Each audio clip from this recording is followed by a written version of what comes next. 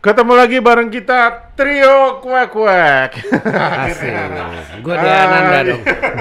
Akhirnya setelah lama kita tidak berjumpa, akhirnya kita dipertemukan juga. Lewat tali asih dari RCTI ya. Iklan. Ya, kali ini kita akan banyak membahas isu-isu soal Chelsea, kemudian juga ya kemarin kualifikasi World Cup, kemudian juga update biasa Abramovich. Abramovich. Sebelumnya kita mau ngucapin banyak-banyak terima kasih untuk teman-teman yang sudah subscribe. Terutama dalam minggu-minggu terakhir ini kita banyak banget dapat subscriber baru, kemudian interaksi di video-video juga mulai banyak. Dan ya kita makasih banget, tapi jangan lupa tolong sampaikan juga ke teman-teman untuk subscribe Studio Bola supaya kita makin semangat lagi bikin video update-update terbaru. Ya pokoknya biar seru aja lah. Oke, setelah ini kita akan bahas topik-topik menarik dan terupdate setelah yang satu ini. Apa tuh? Ini host udah ngenalin diri belum? Takutnya subscriber belum tahu. Iya, gitu gua dong. Ini Bang BG yang paling ngetop di antara kita, dan ini bos kita Bang ADS.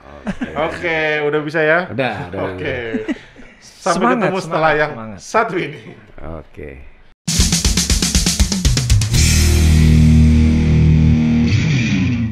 Oke, seperti biasa, kita akan coba untuk update lagi nih soal Chelsea, soal Abramovich yang dalam beberapa minggu terakhir selalu diupdate sama BG. Per hari makan kadang bisa 2 video lu bikinnya. Saking apa bukan namanya? karena gini, kita kan merespon. Iya. Sebagai komunitas Chelsea ini kita juga pengen memberikan berita yang terupdate.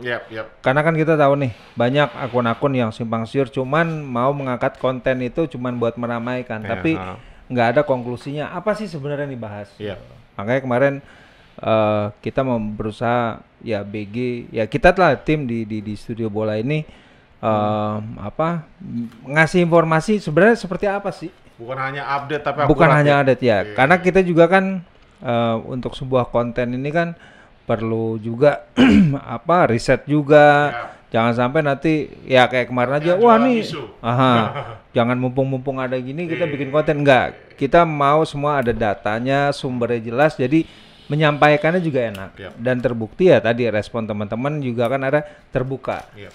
Kita memberikan literasi yang sifatnya global, tapi juga punya data yang faktual. Dari mana sih sumbernya gitu loh? Karena kalau bicara mau yang update, ya di sana pun juga nggak ada yang update. Iya. Cuman kita coba cari tadi melalui riset-riset yang sifatnya, oh ini bisa kita tampilin, oh ini bisa kita sampaikan, biar simpang siur ini nggak sampai bikin teman-teman fans Chelsea khususnya bingung gitu loh. Itu sih targetnya. Terkait update terbaru nih, kemarin kan terakhir gue lihat yang video diracun. Video diracun. Update terakhir gimana, Bex? Udah sampai mana nih Abramovich dan Chelsea? Ya, sampai tadi malam itu kan Abramovich bersama delegasi dari Rusia dan Ukraina juga barengan sama Presiden Turki mengadakan pertemuan di Istanbul ya. Intinya adalah dia sebagai juru damai nih, fasilitator damai.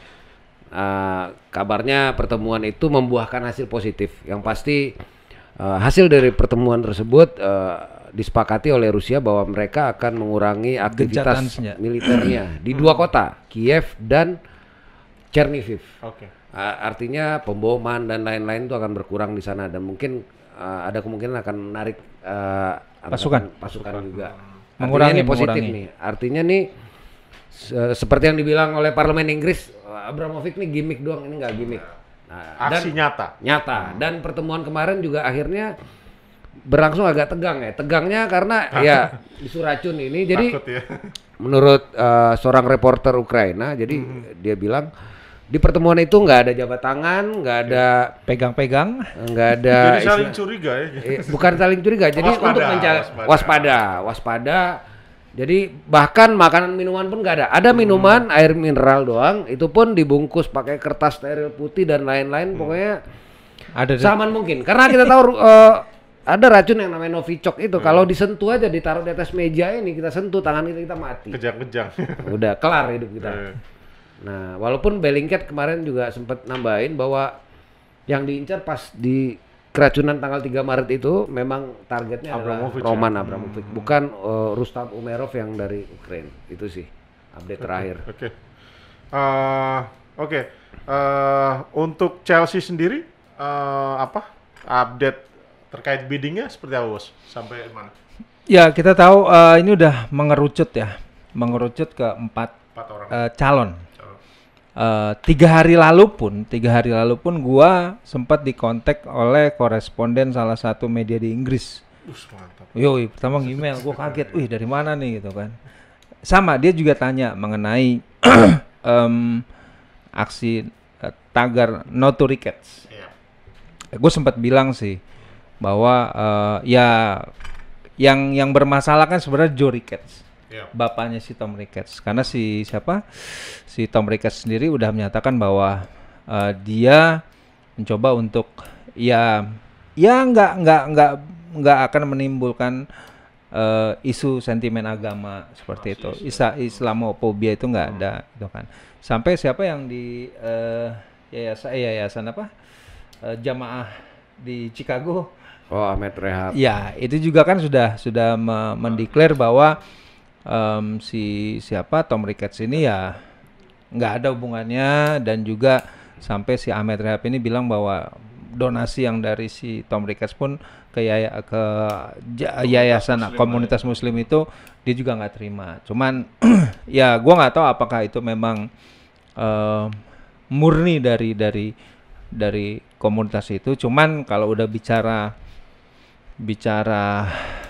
sentimen agama ya kita tahu beberapa pemain Chelsea juga kan Muslim, dan juga gue kemarin ditanya alasannya kenapa, gue bilang kita tahu di Indonesia adalah the largest Muslim country, gue bilang, dan ya kita juga nggak mau itu terjadi, apalagi ini dalam sepak bola, dia bilang. Dan siapa koresponden ini juga nanya, terus apa yang lo lakuin? Ya kita ikut artinya kampanye No to Ricketts juga kita ikut. Artinya walaupun nanti akhirnya kita nggak tahu, ya mudah-mudahan sih enggak si Tom Ricketts yang terpilih, cuman kita tetap mendukung bahwa nggak ada isu agama, isu ras itu nggak ada. Nggak, gue cuma pengen lurusin si Bos tadi dikit. Sebenarnya yang bermasalah tuh bukan Joe Ricketts saja. Jadi kakaknya yang paling tua Pete Ricketts yang sekarang gubernur Nebraska, terus adiknya paling bungsu si Todd Ricketts juga. Dua-duanya tuh pernah tersangkut sama ya anti Asia dan anti Black juga. Ya. Jadi benar rasis berarti. Yang justru yang paling aman sebenarnya Tom. Tom yang belum ada memang gitu. Itu aja sih. Jadi ditambah lagi kemarin memang pemain kulit hitam Chelsea yang juga merangkap ambasador Chelsea buat anti rasisme si Paul Canoville. Dia kan sempat cerita dia ketemuan sama Tom Ricketts. Ya dia bilang ya Tom Ricketts sudah memberikan garansi lah bahwa nggak akan ada lagi yang kayak gitu seandainya dia terpilih jadi owner baru. Nah si Canoville share itu di Twitter, akhirnya dapat hujatan seolah-olah dia jadi mendukung Ricketts, padahal enggak. Intinya dia pengen ketemu semua. Artinya kabar terakhir sih semua bidder, semua 4 calon owner barunya akan ketemu juga sama Paul Canoville. Jadi sejauh mana konsep mereka terhadap perbedaan agama, ras dan lain-lain, seperti itu sih. Semoga mendapatkan bidder yang terbaik ya. Nah, selesai dengan isu-isu di luar sana terkait di luar Chelsea, kita masuk ke isu terkait pemain-pemain Chelsea. Terakhir di pertandingan persahabatan, kita tahu bahwa 2 perwakilan Chelsea dalam tanda Mason Mount yang benar-benar Chelsea dan Conor Gallagher yang dipinjamkan ke Crystal Palace, ini dua-duanya dipanggil dan fans itu sangat mengharapkan 2 pemain ini dimainkan berbarengan sama Southgate. Tapi justru yang menarik, Southgate memberikan pernyataan bahwa hati-hati nih Tuchel musim depan, kalau 2 pemain ini dimainkan bersamaan akan ada permasalahan di keseimbangan tim, terutama di pertahanan. Nah, lu lihatnya seperti apa sih sebenarnya Mount sama Connor ini, apakah seperti halnya dulu Lampard dan Gerrard di timnas Inggris? Iya, dulu kan memang zamannya Capello sempat ada konundrum Lampard dan Gerrard. Yep. Ketika dimainkan bareng hasilnya nggak pernah optimal. Inggris selalu hasilnya jelek gitu-gitu kan. aja ya. Nah, ketika kemarin Southgate ngeluarin pernyataan ini, ya itu gua teringat lagi pastinya sama kejadian Lampard Gerrard dulu di timnas Inggris. Cuman ada yang berbeda di sini karena jadi kemarin ketika Southgate mainin Mount dan Gallagher itu pakai formasi 3-5-2. Di mana di tengah itu ada Henderson, Gallagher dan Mount. Di samping ada Luke Shaw dan Walker Peters di kiri kanan. Sementara di Chelsea kita tahu Tuchel lebih ke 3-4-3. Dan Mount di depan ya. Ya, Mount itu di posisi depan, 3 depan. Ya, gantian sama Pulisic atau Ziyech gitu kan. Jadi gue bilang seandainya Tuchel nanti Gallagher nanti musim depan balik, ya itu pasti dia di posisinya entah itu Eder Kovacic atau Jorginho atau Kante, bukan di posisinya Mount. Jadi nggak ada masalah seharusnya mereka main bareng. Jadi terlalu dini buat Southgate menjudge bahwa pertahanan Chelsea akan rentan kalau mereka main bareng. Yang pasti Chelsea beruntung banget punya dua orang ini, dua-duanya sama-sama masih muda, energik, mau pressing, pemain masa depan. Iya, jago set piece juga dua-duanya. Ya ini keberuntungan lah buat Chelsea. Belum lagi ada Billy Gilmore nanti ya. Masa depan cerah lah. Cerah. Cerah. Oke, lalu ini isu yang juga menariknya terkait pemain Chelsea selain Lukaku yang kabarnya minta dicariin sama agennya klub baru karena susah persaingan di Chelsea dan kondisi yang kurang mendukung buat dia. Lalu baru-baru ini Werner membuat pernyataan katanya dia juga minta dicariin klub baru karena dia merasa ketika di timnas Jerman di bawah Hansi Flick ini penampilan dia memang luar biasa ya, selalu mencetak gol, tapi berbanding terbalik ketika dia ke Chelsea. Nah, lu ngelihatnya gimana, Bos? Ya ini kan sebenarnya gini, ya memang kita bisa akuin kalau Werner ini lebih gacor di timnas. Dan kemarin statementnya itu juga sebenarnya agak bikin ya seolah-olah dia ada emosi nggak percaya sama Tuchel ya. Mungkin ya kita tahu bahwa squad Chelsea ini ya sudah bisa dibilang dengan beberapa title juara dalam 2 tahun ini udah mumpuni banget gitu loh. Ya gua ngeliatnya sih kalau misalnya selama 2 tahun ini kan Timo bisa dibilang cuman meramaikan aja ya. Walaupun dengan performanya segitu-segitu aja tapi masih acceptable nih sama fans, beda sama Lukaku gitu kan. Karena ya tadi dengan bandrol mahal, artinya secara bisnis pun kalau kita punya aset yang mahal ya gue nggak mau mesti memaksimalkan aset ini gitu. Ternyata kan nggak sesuai harapan. Sementara kita berharap sama Timo yang penampilannya begitu aja, cuman ya secara asis lumayan. Secara asis lumayan. Kontribusinya ada lah, walaupun warawiri buka ruang dan lain-lain itu kontribusinya ada. Ketimbang Lukaku yang ya jempol. Ya itu yang sebenarnya Lukaku kalau nggak bikin komentar di bulan Desember itu mungkin dia masih bisa diterima. Cuman setelah ada komentar mengenai bahwa dia masih udah mainnya biasa aja, ya mandul, itu yang bikin Chelsea fans jadi kesel sih. Gue pikir kalau misalnya musim depan Timo artinya mungkin ngabisin kontrak ya dikasih kesempatan. Ini cuma masalah kesempatan aja sih. Cuman ya memang dia bersaing sama Havertz ya. Havertz yang dulu mungkin sekarang udah diutamain nih. Havertz dengan gol-gol penyelamatnya ini yang memang jadi momen banget buat kebangkitan Chelsea. Gue pikir ya layak lah. Ya artinya 2 tahun ke depan kalau misalnya pun agennya udah warawiri, bagi gue ya ini udah menerima sih. Fans sudah menerima kalau misalnya Timo harus cabut. Gini Bex, pengaruh dengan membaiknya penampilan dari Ziyech, kemudian ada juga Mount, Pulisic juga mulai membagus. Lalu Havertz sendiri dipasang untuk menggantikan Lukaku lebih banyak bermain di penyerang tengah. Nah, peluang Timo sendiri ke depan gimana nih, Bos? Ya kalau gua ngelihat sebenarnya Timo ini emang kurang dikasih kesempatan sama Tuchel. Jujur aja, dia jarang banget main. Sekalinya main juga paling Piala FA. Itu pun lawan yang Plymouth gitu kan, yang lawan yang ketika lawan yang agak ngeri nggak dimainin. Ya. Cuman gini, ya di timnas dia sebelum pertandingan tadi malam melawan Belanda, 6 caps terakhir di timnas dia 6 gol. Yep. 6 Premier League terakhir dia 0 gol. Kalau gua ngeliat emang Timo ini emang betul semacam ruatan lah, tolak bala lah. Kalau gue bilang sih harus mandi. Sering offset. Mungkin mandi wajib lah kemana Gunung Lawu apa kemana gitu. Sebenarnya gue secara permainan gue suka. Walaupun dia nggak ngegolin dia pasti ada kontribusi. Entah itu bikin back lawan ketarik karena larinya kencang. Larinya kencang terus dia bola. Cuman gue ngerti emang nasibnya. Di timnas sebenarnya gue nggak sepakat sama pernyataan dia. Dia bilang dia lebih cocok dengan taktik di timnas Jerman dibanding taktiknya Tuchel.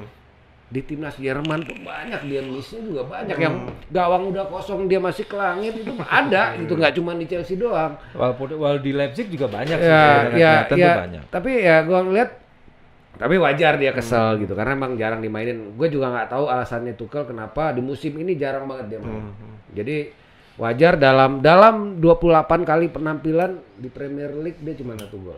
28 kali. Justru yang gue khawatirin gini, Chelsea ini kan selalu identik kalau jual pemain yang nggak bagus di kita ternyata setelah dilepas nih kan bagus. Iya. Dan itu pelajarannya banyak kan. Salah. De Bruyne salah gitu kan.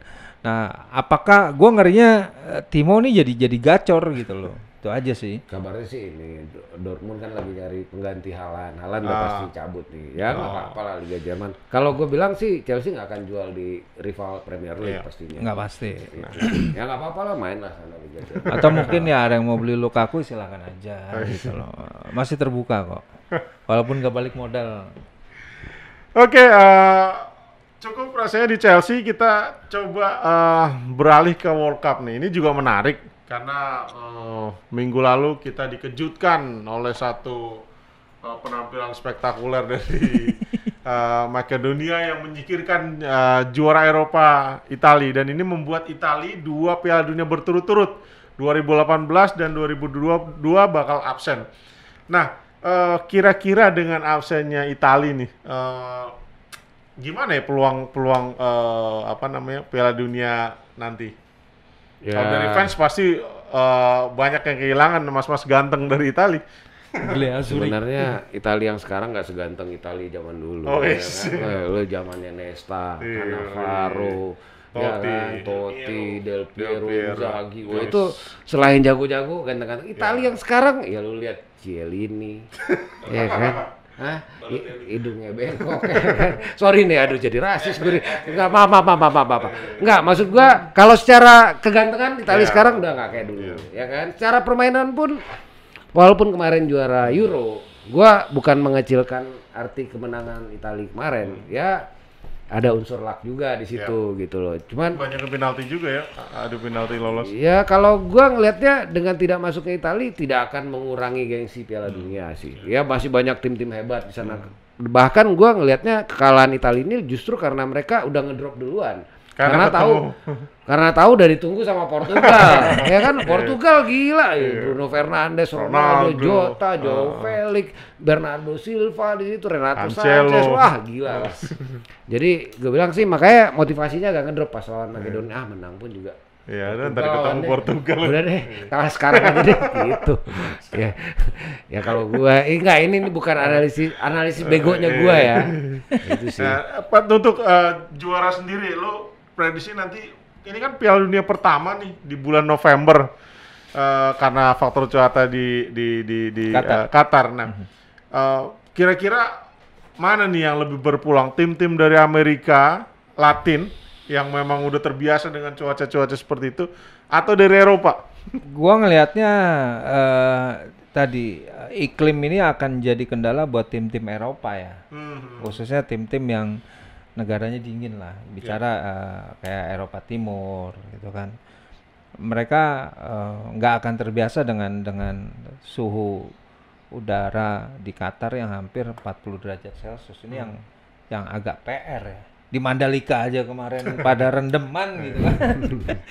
Apalagi ini di Qatar gitu. Mungkin nanti Qatar akan panggil Mbak Rara. Oh iya. Pawang hujan ya. Nah, jadi gue pikir selama gelaran World Cup di Qatar ini justru gue akan ngelihat ada kuda hitam baru ya. Karena ada faktor cuaca yang akan berpengaruh ke performa tim sih. Gue ngelihatnya ya, menurut gue ya. Karena bagi gua tim-tim ya gua nggak bicara Inggris lah. Mana Inggris kalau kepanasan mukanya merah, lu lihat aja. Ya kan gimana mau main di Qatar gitu loh. Jadi gua pikir peluangnya untuk tim-tim yang Kuda hitam lah. Ya, yang mungkin yang semenanjung mana Afrika ini lebih berpeluang sih gua pikir. Kemarin ya yang juara Afrika.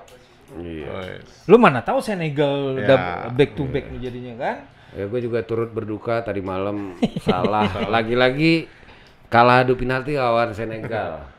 Ya gue nggak tahu Mendy ada save apa enggak, yang pasti Bakal diem-dieman nggak dia sama Mane? cuman ya itu diwarnai kabarnya Egypt masih protes ke FIFA. Jadi karena ya salah tuh sampai ada 12 laser nembak ke matanya, Bukannya bahkan laser semua. udah kalah nih. Ah. Mau jalan ke ruang ganti, mau balik nih Masih ditimpukin. Kalau menang oke lah. Ini udah kalah ditimpukin.